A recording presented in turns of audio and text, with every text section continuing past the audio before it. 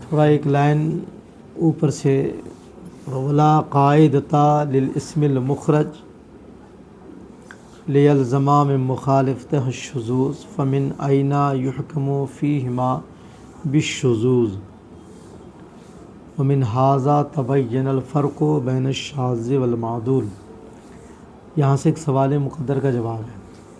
یہ جو کہا گیا کہ جمع شاذہ کے ذریعے اعتراض نہیں پڑے گا اس لیے کہ وہ اپنی اصل سے نکل کے نہیں آیا ہے۔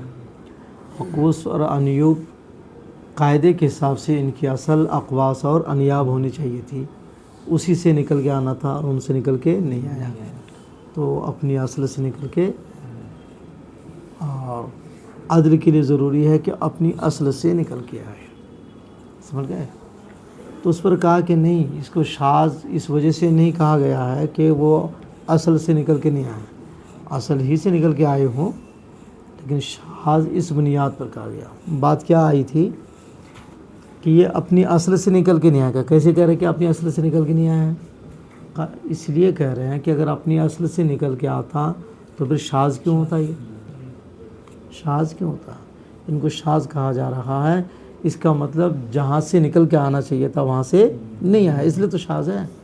تو اس پر یہ اعتراض ہو سکتا تھا کہ نہیں، شاذ اس لیے نہیں کہا گیا ہے کہ جہاں سے نکل کے آنا تھا وہاں سے نہیں آیا ہے اس لیے شاذ ہے، نہیں، بلکہ نکل کے آنے کے بعد جو شکل ہے ابھی، یہ شکل قاعدے کے خلاف ہے، یہ شکل قاعدے کے خلاف ہے، اس لیے شاذ کہا گیا ہے، سمجھ گئے؟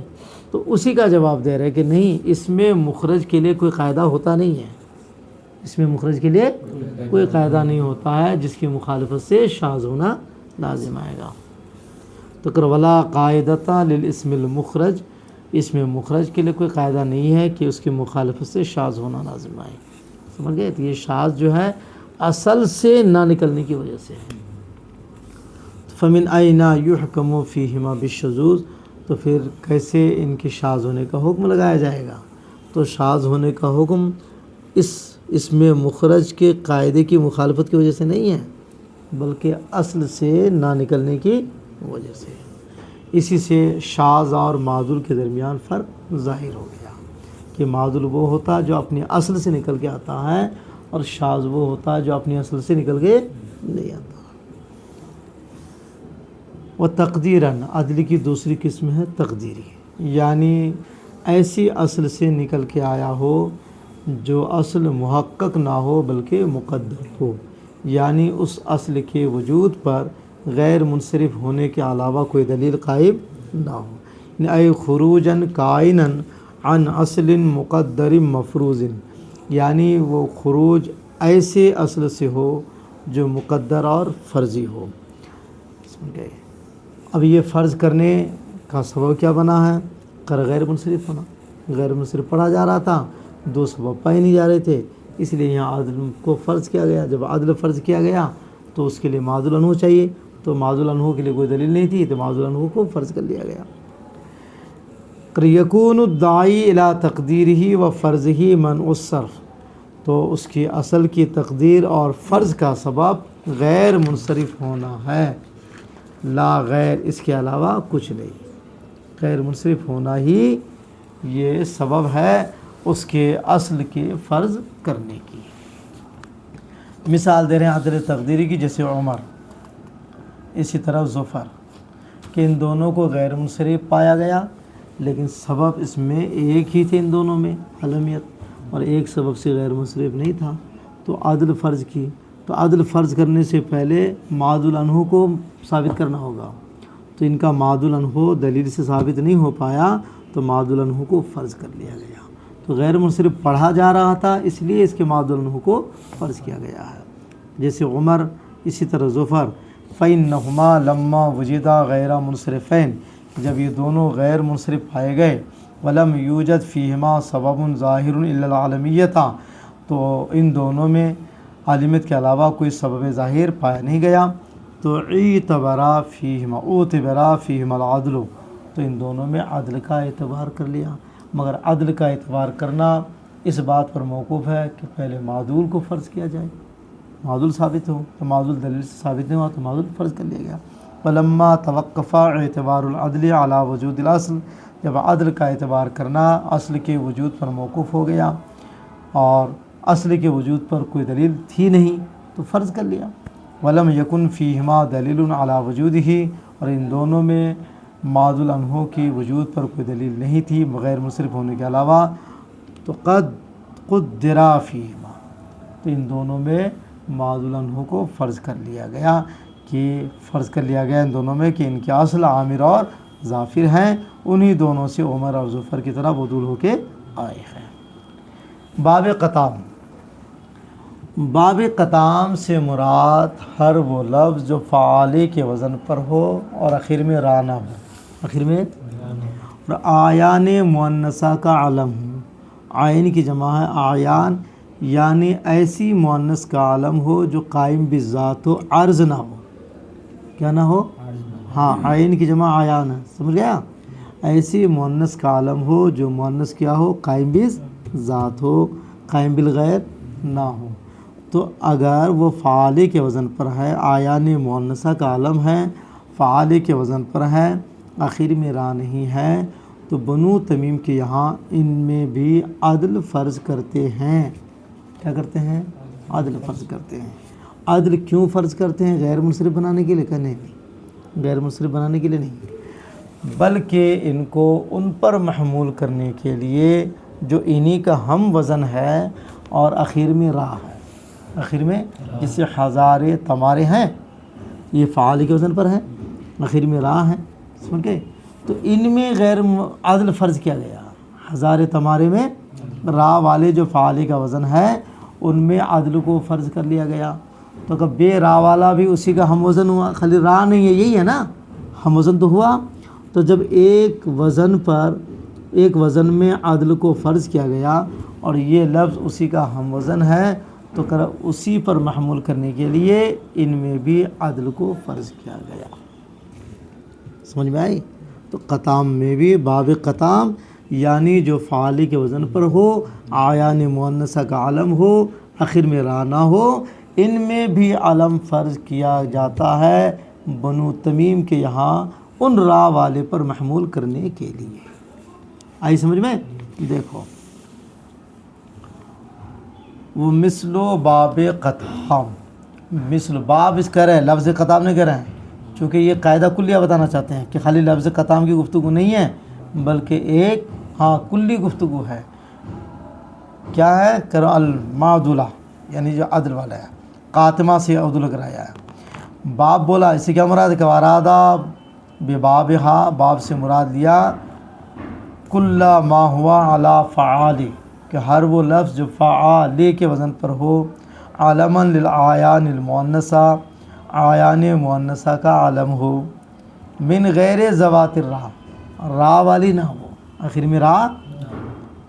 تو یہ یہاں عدل مانتے ہیں کن کے یہاں؟ فی لغت بنی تمیم، قبیلہ بنو تمیم کی لغت میں۔ فإنہم اعتبروا العدل فی ھذا الباب، ان لوگوں نے اس باب میں عدل کا اعتبار کیا ہے۔ کون؟ بنو تمیم والوں نے، قطام والے باب میں۔ کیوں عدل کا اعتبار کیا ہے؟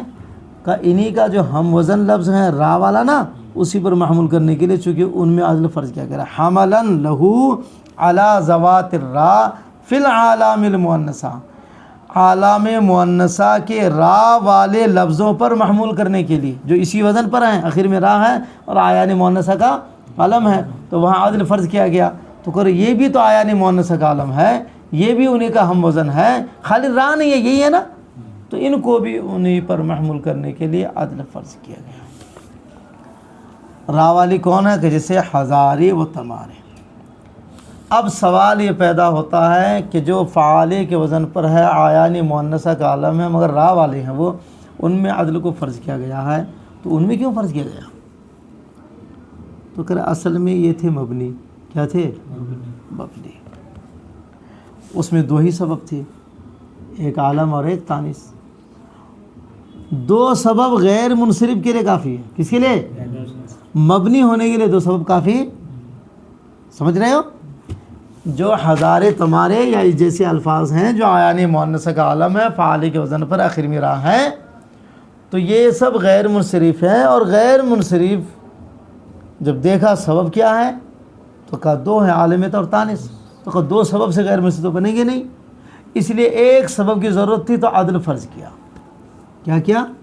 تو اگر جب یہاں عدل فرض کیا تو بے راہ والے میں بھی عدل فرض کرے گی. فَإِنَّهُمَا مَبْنِيَّتَانِ، یہ دونوں مبنی ہیں. وَلَيْسَ فِيهِمَا إِلَّا سَبَبَانِ، اور ان دونوں میں صرف دو سبب ہیں، العالمیت والتانیث. وَالسَّبَبَانِ لَا يُوجِبَانِ الْبِنَاءَ، اور یہ دو ہی سبب جو ہے مبنی کو واجب نہیں کر پاتے ہیں. اس لیے ضرورت تھی کہ ایک سبب اور لے کے آئے کہیں سے، مبنی ہونے کے لیے کم از کم تین چاہیے. تو فَاعْتَبَرُوا فِيهِمَا الْعَدْلَ، تو ان لوگوں نے ان میں عدل کا اعتبار کر لیا. لِتَحْصِيلِ سبب البناء، بنا کے سبب کو حاصل کرنے کے لیے. تو اب جب یہ راہ والے میں مبنی بنانے کے لیے عدل کا اعتبار کیا تو کہتے بے راہ والے میں بھی کرو.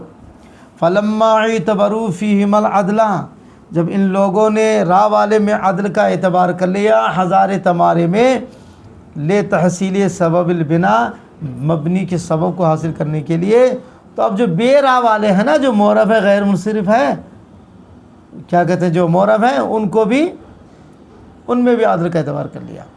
حالانکہ وہ غیر منصرف آلریڈی تھے.